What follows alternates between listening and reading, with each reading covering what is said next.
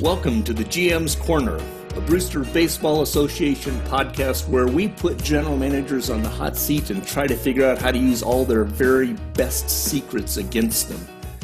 My name is Ron Collins. I'm general manager of the Yellow Springs Nine, and today I've got Long Beach Surfer GM Stephen Lane with me.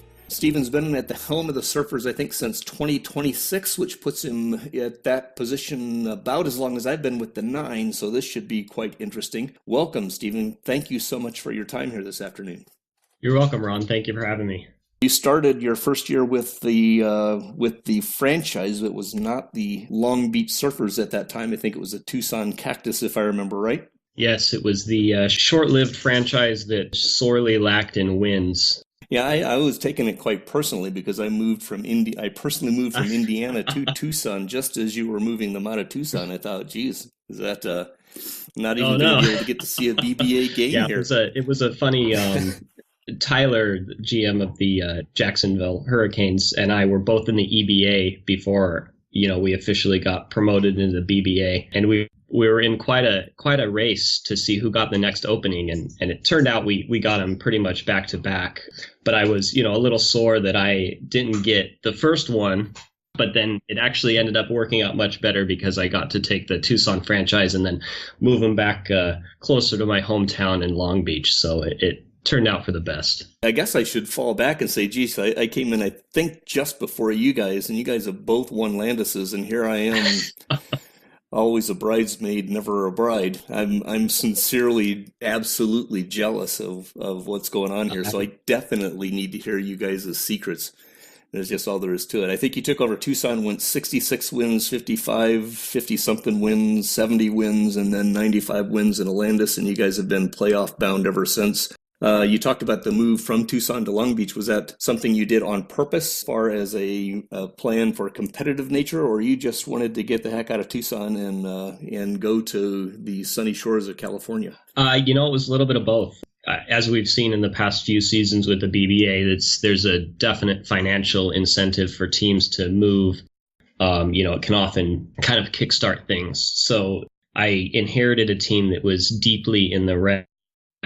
I double-checked earlier today, and in 2024, they lost $20 million. In 2025, they lost another $21 million. So the financials were a mess, and once I took over the franchise, I, dove into the history and saw that they used to be in Long Beach, and well, that's hometown, and I talked to our wonderful commissioner about that, and he said that he was never a big fan of the Cactus, so it worked out that both for the league environment and for the franchise health, it was the best idea. Would you have a feel for how much of a benefit it gave you? Definitely, as far as fan interest, fan loyalty, attendance, and all that. Tucson was not that bad for as bad of a team they were, but in Long Beach, it's just been absolutely phenomenal. So from a baseline financial perspective, getting that increased attendance and loyalty boost from moving the teams definitely made a big impact for me to keep the team up close to the salary cap. I haven't actually moved a team in this league, so I wasn't sure of exactly how much you felt there, but I've always said this is really a financial sim at its core. Before you can even get to the fun of the baseballness of it and whatnot, you have to understand, or it's deeply helpful to understand and utilize the financial tools at your beck and call. And in fact, I think a lot of times a team that will jump up and be very competitive at the very early stages and not get their finances in shape ends up crashing and burning in a year or two. And you're a fantastic example of that, because as soon as you hit that competitive stand, you've been able to run that out for several years now. So you've been, in the postseason 4 or 5 straight years, I think. And this looks like it's going to be the 5th or 6th straight. So kudos there. Yeah, thank you. Again, super jealous points going your way. On the other hand, the Surfers in the Nine may have a couple of equivalencies going on here too, because I've talked with several people in the past few weeks, and one of the common themes seems to be that the Surfers' success this year is is not everything that it's looking like it's built up to be. It's all kind of smoke and mirrors and whatnot. What kind of things go through your mind when you hear that? What do you think about that? It's a mixed bag. I would say that being biased, I would say it's mostly wrong, but not 100% wrong. It's certainly not the team that played in April and May with a 685, 690 winning percentage. But, it's also not a team that is going to miss the playoffs, which is basically what the preseason predictions kind of looked like. Yeah, Brett, the Vancouver GM, even basically said that he thought that Vancouver was going to be better than Long Beach. Yeah, I mean, people were looking at Vancouver and Seattle as being teams that would come up and bump Long Beach out of the playoff spot. The games, the win-loss records are speaking for themselves at this point. Nothing against the other GMs. We've got a group of great GMs in the league, but I think that if you really dig into, and I'm just going to go ahead and give away all my strategies here, as this is the point of your podcast here, is to steal our secrets. So if you look a little bit deeper into kind of what I've done with the team, and especially the pitching staff in particular, I've kind of sat back and said, if I don't lead the league in strikeouts, that's okay. I want my pitching staff to keep the ball on the ground and limit walks. And along with that is I want to have a strong enough infield defense to support that. And I think I've got a decent infield defense. And then, with the pitchers keeping the ball on the ground, I can kind of pay a little bit less attention to outfield defense. And we'll touch on that later with another topic. But the pitching staff is the big thing for me. And I don't have those guys with the flashy 9, 10, 11, 12, 13 stuff ratings. But everybody keeps the ball on the ground. And you look at your staff, you lead the league in walks avoided, I guess. Yeah. You've given up the fewest number, your pitching staff has given up the fewest number of walks in the Frick League. Home runs are in pretty good shape. I think you're second or third in the league, if I remember looking at it. But yeah, strikeouts, you're down pretty low. One of the things I love about baseball statistics is the stories that they tell. And it's not necessarily about who's best or who's worst. It's the statistics show the shape of the team, and the statistics that your pitching staff is putting forward is laying testament to that idea of what your philosophy is. I guess the question that comes to my mind is, do you think that works as a financial benefit? Do you think that some of those guys that you look at who are more control-oriented end up being cheaper for you, or is that even in your mindset? I wouldn't say it's at the front of my mindset. The free agent market in particular is something that I've definitely struggled with. But I think that as far as the trade market goes, it does make it a little easier. It makes some of these guys a little easier to acquire. When it's a 6, 7, 8 lefty, nobody's really going to covet that. But, I see that 6, 7, 8 lefty who keeps the ball on the ground, and, he'll do well in my park, and he'll do well in my division, and he's not going to win in Nebraska. But actually, you mentioned the 6, 7, 8 lefties. I mean, the construction of your pitching staff is quite interesting also. For you folks out there, taking a look at the Long Beach pitching staff is quite intriguing, as it feels like you try to go for a balanced approach, right? Righties, lefties. If I remember right, you're a guy who uses lefties in the specialist role almost completely.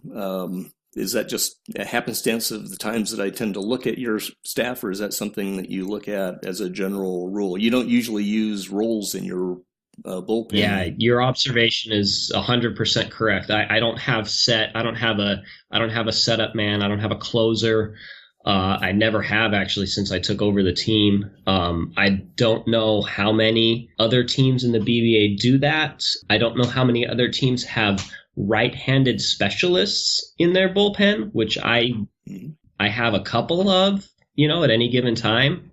I definitely pay a lot of attention to pitchers who have splits, and I've found that those guys are cheaper on the free agent market. They perform a lot better over the course of a season if you limit them, if you just set them as a lefty specialist or a righty specialist, and you have a couple of guys who are just regular middle relievers, but you fill the rest of the pen out with specialists. And I have found that it's worked really well for me. And to give up a secret to you and everyone who listens is that I noticed that the game engine, as it works out relievers, it's very fond of multi-inning relievers, which is something that, is not an aspect of modern baseball. And I don't know that it's the most efficient way, especially in this league and especially with the 27-man rosters. So what I did is I locked down the pitch counts on all of my relievers. And what I find is that instead of getting these 2, 3, 4 inning outings on a daily basis, I will instead have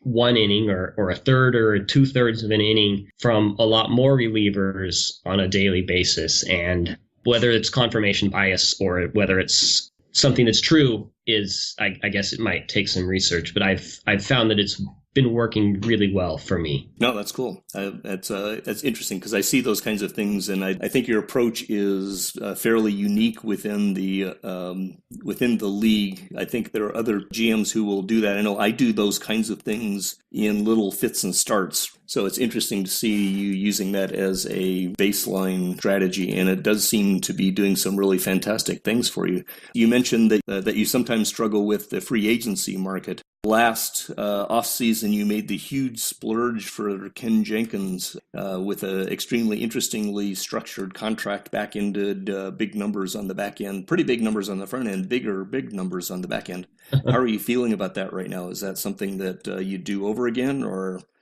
what are your thoughts? If you'd asked me in April when he had a 280 OBP, then I would have been ready to dump him for nothing. But I'm feeling a lot better about it now. The weird contract structure is a function of how OTP limits your ability to go over budget when offering multiple free agent contracts. I wish that there were a way to not have such a big impact, because it's definitely handcuffed me to have that salary bump in the second year and beyond. But the contract as a whole, he's really, I know some people have been talking about his defense in center field, but he plays there once in a while. And with my pitching staff, as I've discussed, outfield defense is not really that important. In general, I kind of, and this is similar to pitchers who lack in stuff on my staff, I have never been too focused on contact ratings for batters. I'm definitely more about getting on base through walks and hitting with some power. But it is nice to have 1 or 2 guys in the lineup, especially up at the top, who can really just put the bat on the ball, and Ken Jenkins really fits that. And after his slow start, he has just been absolutely on fire. It actually looks like he might have a career best year this. Actually, no, I'm just checking. He is having a career year, if you believe in WAR. He's already at 4.5. Last year was his best at 4.4. Well, I believe in WAR, but what I really believe in is that 380, 390 on-base percentage that he's got. And he's slugging almost 500, if I remember right, too. I don't have it right in front of me right now, but... yeah, he is. He's slugging 495, which would be a career best as well. Yep, there he is. I just went there. So right now he's looking pretty strong for you. So I'd almost disagree with your commentary on your difficulty with free agency, but admittedly he's been a bit rocky. The other thing you mentioned, defense, outfield defense, not as important to you, and maybe we will get to that later. Just kind of a little aside to give you a benefit of coming to the GM's Corner. The script that I'm running to look at a bunch of different things, among the things that I was looking at and reporting back to the betas, is actual fly ball and ground ball percentage of teams, trying to make sure that the fly balls and ground balls are actually being apportioned properly according to baseball scripture or whatever the heck that is. And right now I think Long Beach as a staff actually does lead the league in real, true ground ball percentage based on singles, doubles, triples, etc.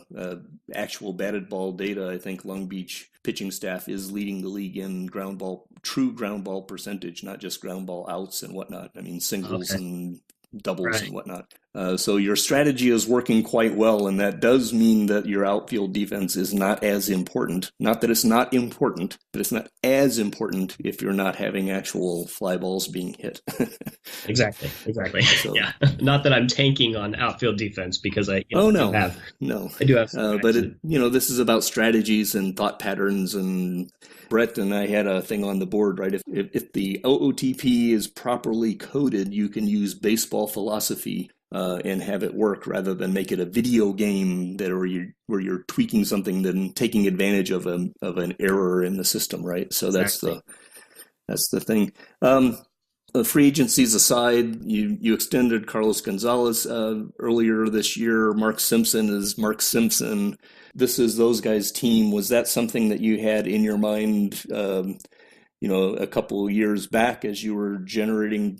Do you have a philosophy for how you're putting this team together over a long period of time, maybe is what I'm getting to. But it does seem to be Cargo and Simpson are like the face and the icons of the team. Yeah, Cargo, definitely. I wish I could say that I drafted him, but he came with the team. He was a late bloomer. These days we see guys debut at 19 and 20.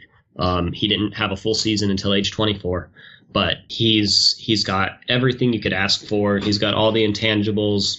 Last year he struggled against lefties, but he's picked it back up this year, and he's just, he is the face of the Long Beach franchise, without a doubt. And that extension, has definitely put me, in some trouble as far as the salary cap goes for next year, but he is, if I have any say in it, he's going to retire a surfer. There you go.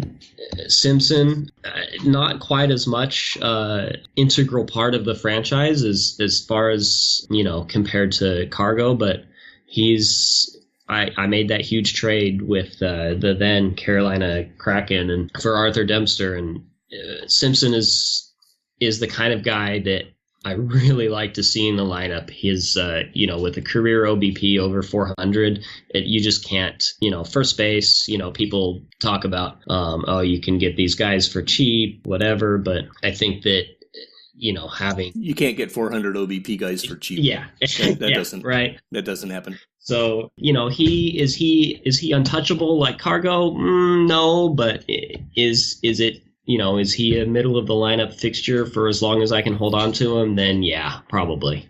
Well, let's go back and touch on this smoke and mirrors kind of thing, because Long Beach has been, through most of the season, been leading the Pacific Division. The upstarts from Calgary have risen up over the past couple of weeks, and now you find yourself sitting in their wake. Can you catch them? Can I catch them? Yes, I can catch them. What makes you say that? We led the division the whole year. So it definitely, to me, despite the smoke and mirrors perception that a lot of people have, I think that we're a really good ball club. Now, we're going to have to actually win the games over the next 30 days. That's the way it works. We're really going to have to beat up on Calgary when we go to Calgary for the last 7 games of the year. So can we do it? Yes. Will we do it? I wouldn't bet money on it. Calgary is a good team, and they have set their team up to do well in their park. That meaning they have a park that favors right-handers, and they load their lineup with righties and load their staff up with righties. So they try to limit the left-handed batters in their opponents' lineups, and it's, kudos to them. And that could be a lot of fun to watch. Yeah. From the outside. Maybe not so much fun to be in the middle of, but it's always fun to be down at the end of the pennant chase, and good luck to you guys. And so anyway, let's talk about the future. Let's talk about Long Beach in an expansion world. As you look out into 2035, Long Beach will continue to be in that Pacific division, and the Pacific seems, if I'm remembering right, you're going to add SoCal or wherever Randy's going to put the Havana team. I'm betting San Diego is where my office pool dollars are going. How are you feeling about expansion in Long Beach and SoCal, San Diego, whatever coming into the Pacific? Yeah, so some inside the BBA information, there was a couple of rounds of this realignment proposals, and there was one proposal that had a little bit of a kinder Frick League Pacific as far as the Surfers are concerned, and then we ended up with this, and it's looking like a pretty tough division with Long Beach and the team currently known as the Havana Sugar Kings, and California. Ted is always competitive despite his poor starts to the seasons. He always finds his way into the playoff picture. Havana is obviously good, and they're pretty young. And Valencia and Hawaii, who is going to round out the division, they have got some pretty strong farm systems. They're not exactly competitive right now, but they look like they could really be competitive in the coming years. So it's definitely going to be a tough division, and Long Beach is going to do our best to hang tight at least for the next few years. Yeah, Long Beach, California, Havana are all playoff caliber teams, and I think Hawaii is probably, from a youth standpoint, in a little bit better shape than Valencia because Lee's difficulty with draft classes bombing out on him is legendary at this stage. So I think he may have a little more rebuilding to do than Hawaii. But I think the Frick Pacific is one of the more intriguing divisions in the realignment. So I was very interested to hear how you felt about that. What's your thought pattern around the expansion process and how it's going to impact the league as a whole? How excited are you by it? I think it's great. I think that anytime that a league feels comfortable and strong enough to expand is really an exciting time. This is obviously the best OOTP online league in existence, and the fact that we're putting the effort in to expand, and it's so great to bring new guys in without losing anybody. You're just gaining new voices, and it's really exciting. It's really exciting to see a couple of veterans take over the expansion teams. We're gonna really see how good the genius actually is, and like I said, new faces is great. Yeah, I'll double down on you there. As far as I'm concerned, when I look at the actual expansion process, I think it's just absolutely perfectly structured and perfectly done.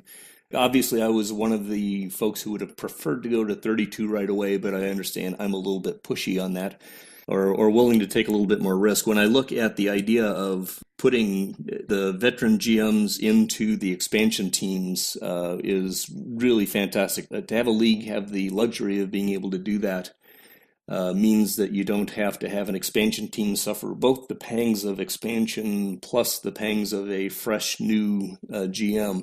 And quite honestly, even an experienced GM, I'm a pretty experienced GM, and when I came into the BBA, I loved having the EBA around so that I could learn some of the nuances, because this is an extremely nuanced league, and having a inexperienced GM take over an expansion team is a little bit dicey, right?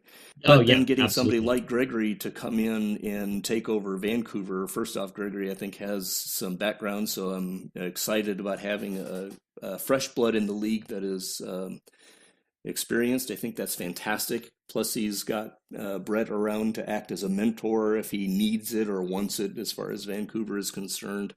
And then, of course, bringing Stever back in to do Huntsville. I mean, he's already paid the price of admission over the past 4 days, right? As far as I'm concerned. So, Kyle, welcome aboard again.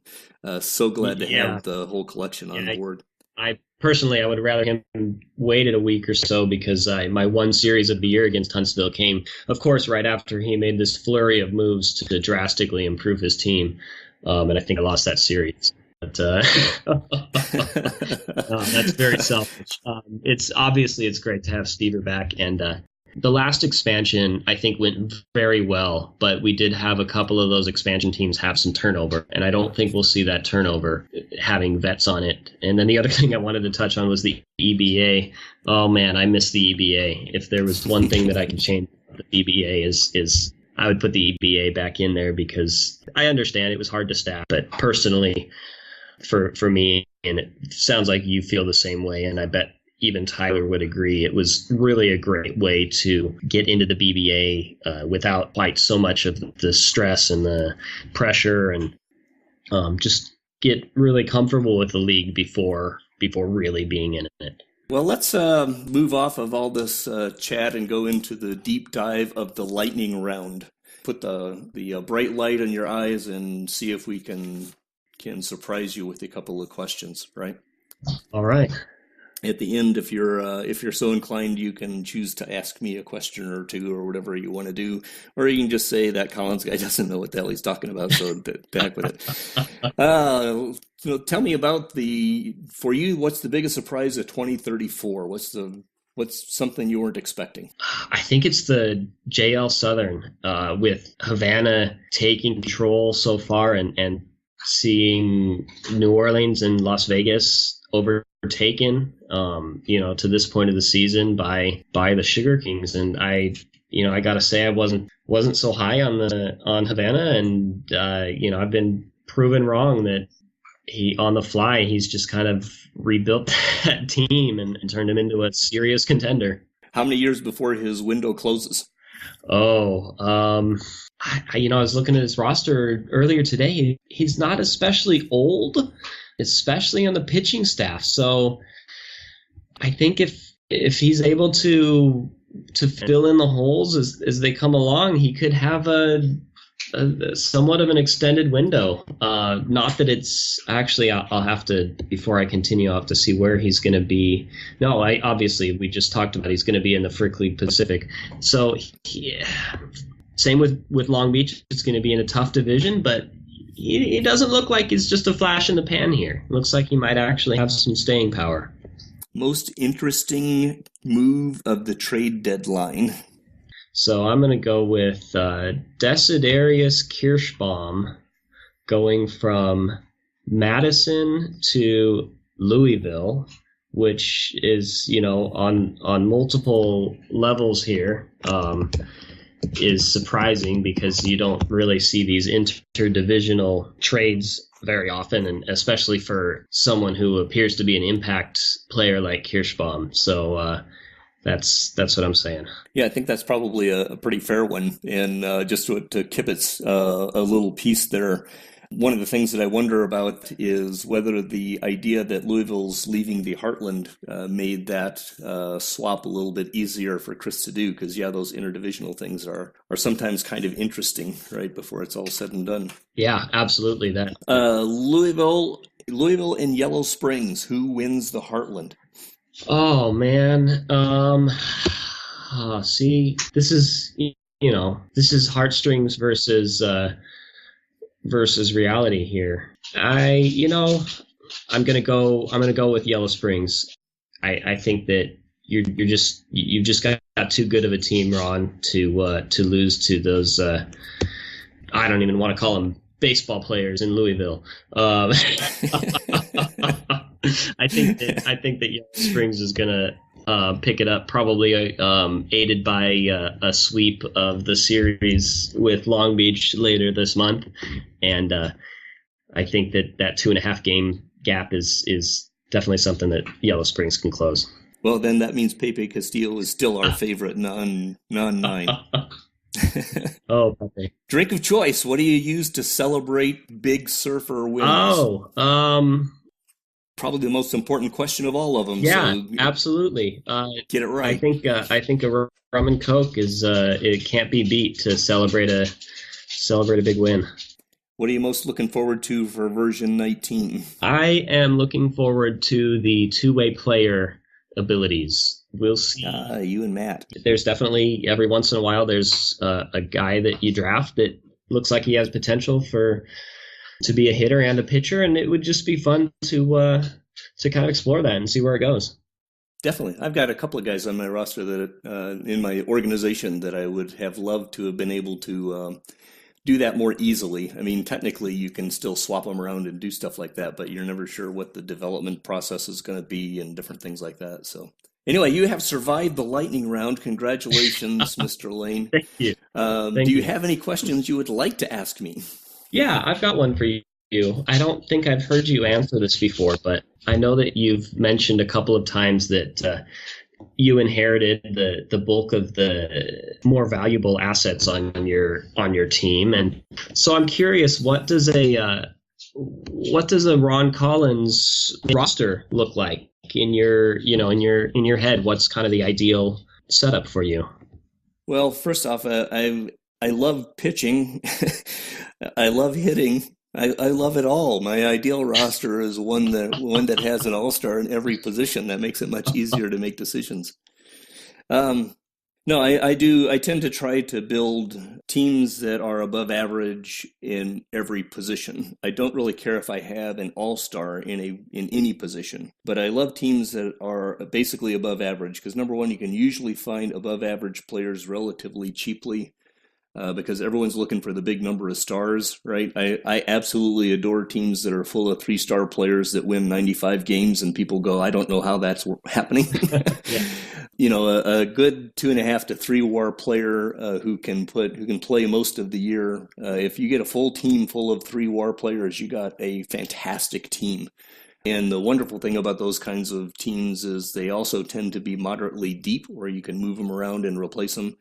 If I lose, I've mentioned before, if I lose Lelouch or Chavez for any amount of time, I'm kind of toast, right? Because I've got $34 million tied up in those guys. And so it's actually hard. It's hard to put a team together that has 3 or 4 big dollar players, but that is average plus everywhere else. McNeil eats up a bit of money, and he's going to eat up a bit more money. I'm paying some dollars in bonuses that are making it a little bit difficult to keep players under the salary cap. So yeah, that's the other thing about teams that are above average everywhere, but not superstars anywhere is, especially in salary cap leagues, you can tend to have a little bit more flexibility. One of the reasons I did not do a lot in the trade market at the trade deadline is because the things that I wanted were extremely expensive and my flexibility on the roster is moderately low. So unless I was willing to give up much more of my minor league than I was willing to give up, it was unlikely I was going to find stuff given the pricing that was out in the market. So that's kind of how I look at it. I did have Lelouch and McNeil and Chavez on my roster when I took over the team. I've done a lot of things to keep to build around those players, so I don't want to completely belittle my personal efforts, but clearly those 3 are the face of the Yellow Springs 9 flow, and so I was the beneficiary of those. I had 2 number 1 picks that basically crashed and burned, or else we'd probably be looking at a totally different situation. I mean, Ferguson Gibson was a number one overall, actually, that ended up getting hurt, and Chris Long was like a top 10 pick, and he's basically nothing now. If those guys had panned out, we'd have a totally different situation going on, right? Wouldn't it be nice if all those top of the first round picks worked out? There you go. So that's how I look at it anyway. If you look at my past history and past teams, generally I'll get a whole bunch of guys that are just a little above average, and then lightning will strike, and maybe I'll sign one big name free agent, and that will make me an elite team rather than just a really tough team. Yep. But that also goes. I mean, I mentioned before, my goal is to win 95 games every year forever, and when you have that kind of team, that's actually what can kind of do it. And then you fill it in with 1 or 2 free agents. And,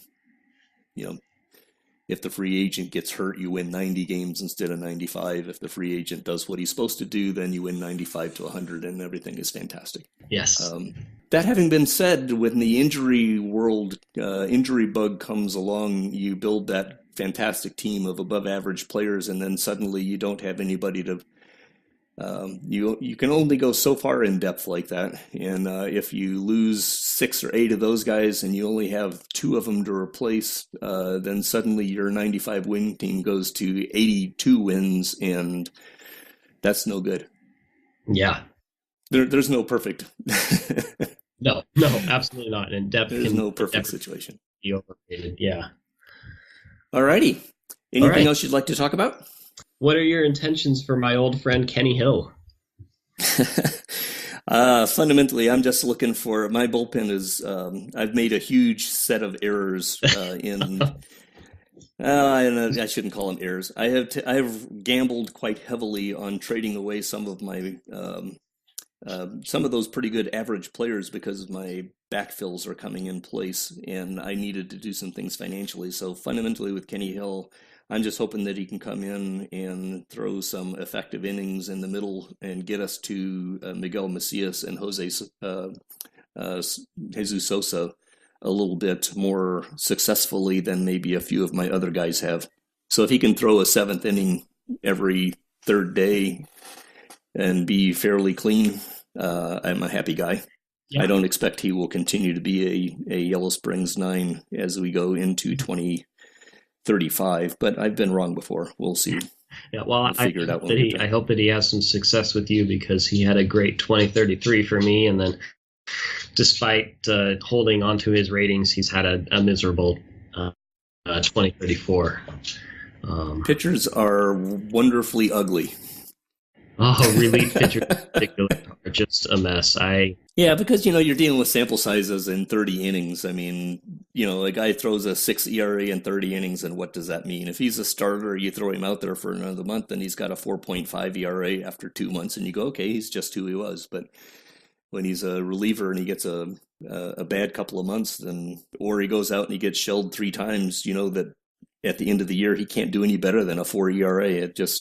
The sample size is horrible for relief pitchers. Yeah, it's. I tried, but admittedly, his control is not the classic surfer control. So no, it's not, and that's one area where I definitely am a little more relaxed on relievers. I figure that if these guys are only throwing 1 inning, 2 innings tops at a time, then I'll put up with a little less. I'll put up with a little less control. I do have some guys like that, but it's not ideal. There you go. Well, alrighty. All right. I think that's about it. Thanks for coming out this afternoon, and it's been a great conversation. Thank you so much. Yeah, thank you. I appreciate it. It's been a good time. The Brewster Baseball Association is an out-of-the-park baseball league commissionered by Mr. America himself, Matt Rechtenwald, and competed in by 28 outstanding GMs. You can check us out at montybrewster.net. You have been listening to the GM's Corner, a podcast where we put BBA GMs on the hot seat. Music is Cool Piano by Tigerius and is used under Creative Commons Attribution License. See you next time. Be safe. And always remember, don't trade with Louisville.